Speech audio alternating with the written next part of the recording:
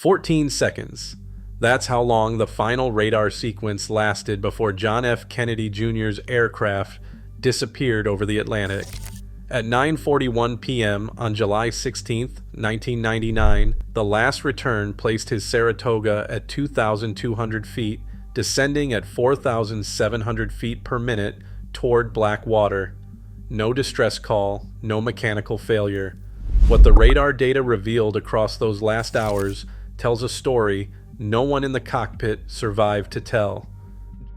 John F. Kennedy Jr. sat at the controls of a Piper PA-32R-301 Saratoga, registration N9253N, on the evening of July 16, 1999.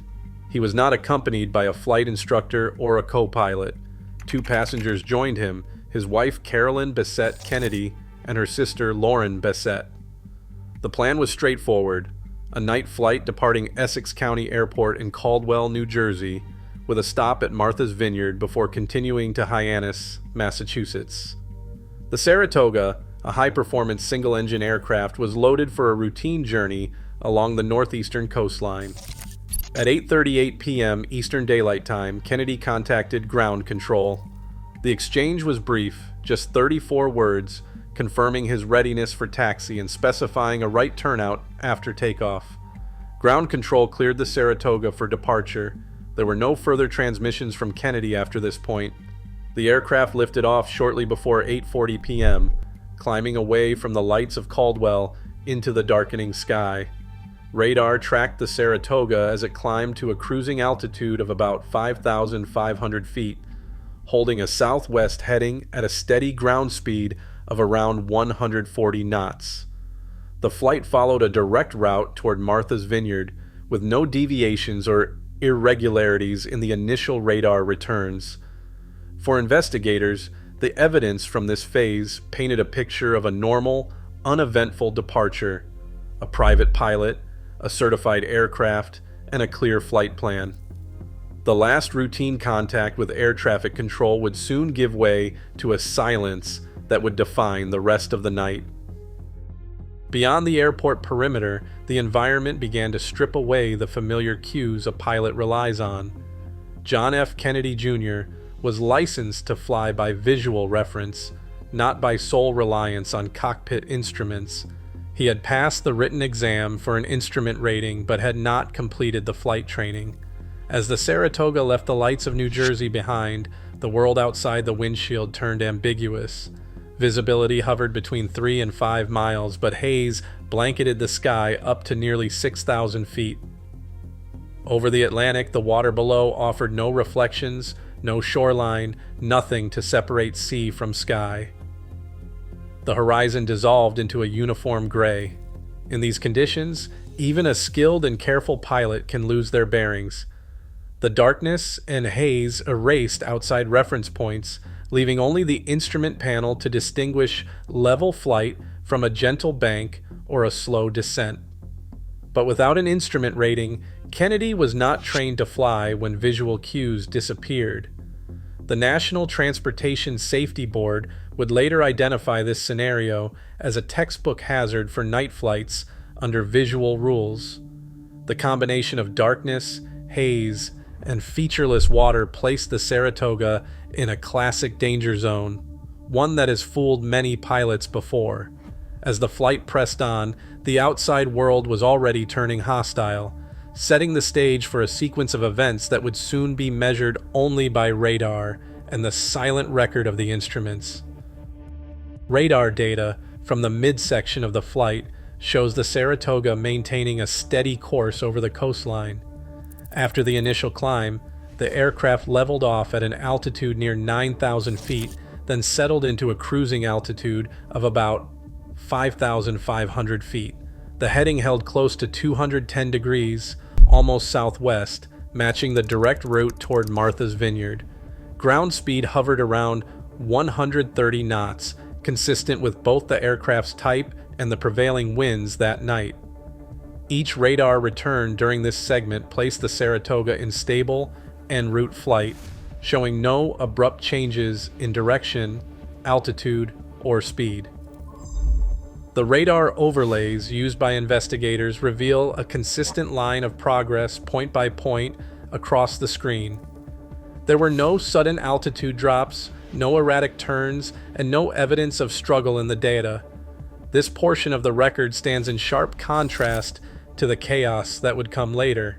For a significant stretch of the journey, the aircraft's profile matched the expectations for a routine night flight, with the instruments and the radar both painting a picture of calm, controlled progress through the darkness. As the Saratoga pressed on toward Martha's Vineyard, the radio remained silent. There were no further calls to air traffic control, no requests for vectors, no sign of distress. The official record narrowed to a single stream of radar returns, each point marking the aircraft's position, altitude, and speed as it moved across the darkened coastline and out over open water. Investigators would later rely on these data points as the only witnesses to the flight's progress. The radar showed a steady, unwavering path. The Saratoga held its heading, maintaining a ground speed near 130 knots and an altitude that hovered around 5,500 feet. Each sweep of the radar painted the same picture, one of routine movement through the night. But with every mile, the distance from the last spoken word grew. In the absence of voice transmissions, the investigation became a matter of tracing a line on a screen, one that offered no hint of trouble, no warning, just the cold precision of time, altitude, and position. The comfort of human contact had vanished. From here, only the radar would testify to what happened next. At approximately 9:30 p.m., the radar record shows a departure from steady flight. The Saratoga begins to lose altitude, entering a descending turn that stands out sharply against the earlier controlled path. The aircraft's descent grows steeper with each sweep of the radar, the line on the screen tightening into a spiral. There is no radio call, no indication of a planned maneuver, only the silent trace of an aircraft losing its grip on the night. By 9:41 p.m., the final radar contact is logged at 2,200 feet above the Atlantic, 7.5 miles southwest of Gay Head. In that last recorded moment, the Saratoga is still moving at a ground speed near 130 knots. Investigators calculated that from this point, the descent rate reached nearly 4,700 feet per minute. 14 seconds later, all traces vanish.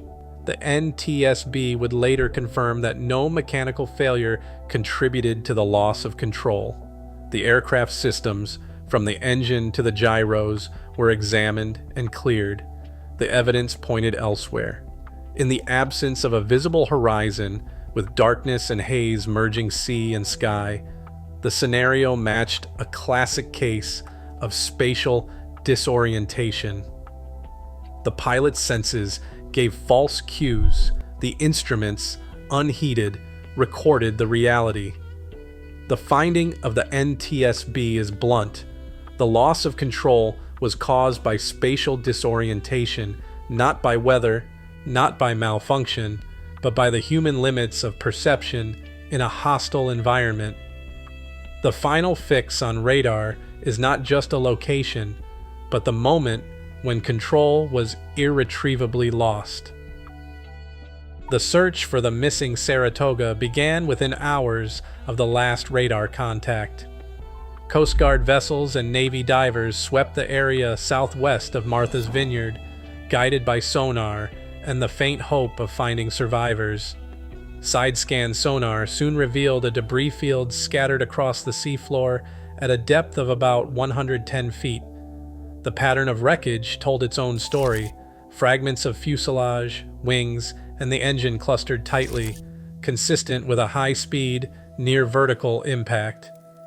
Investigators found no evidence of a mid-air breakup or mechanical failure before the crash. The force of the collision had broken the aircraft apart on contact with the ocean. Autopsy results were clear and unambiguous. Fatal blunt force injuries were sustained by all three occupants. Toxicology screens found no traces of alcohol or drugs.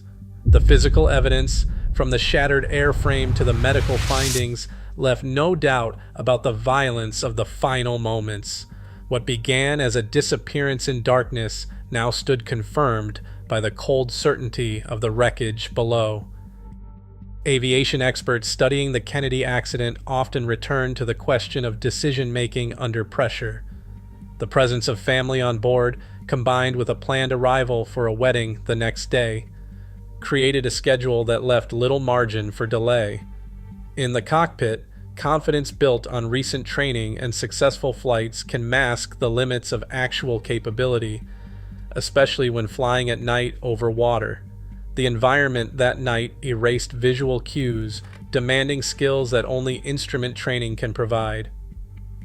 Investigators point out that even experienced pilots, when deprived of outside references, can fall victim to illusions that distort their sense of direction and attitude.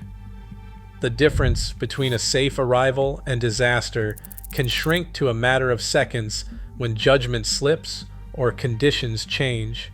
The lessons drawn from this flight are now standard in pilot safety programs. Always respect personal minimums, recognize the risks of schedule pressure, and never substitute optimism for training. The tragedy stands as a stark reminder that in aviation, humility and caution are as important as technical skill. Every modern pilot faces the same margin for error that defined that night: a sudden veil of darkness, unforgiving weather, and the limits of training. Today, spatial disorientation remains a leading cause of fatal crashes. In aviation, certainty is fleeting, and vigilance is the only safeguard.